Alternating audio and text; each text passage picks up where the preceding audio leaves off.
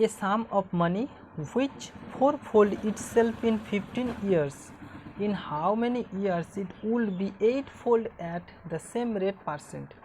মানে একটা নির্দিষ্ট অ্যামাউন্টের টাকা যেটি 4 গুণ হয় 15 বছরে, কত বছরে ইট উইল বি এইটফোল্ড 8 গুণ হবে অ্যাট দ্য সেম রেট %, একই সরল সুদের হারে।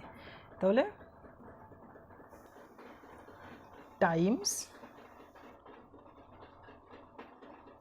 বা ফোল্ড, আর এটা হলো টাইম। ফোল্ড কত? 4 ফোল্ড -1 ইকুয়াল টু 3 ফোল্ড হবে 15 ইয়ার্সে।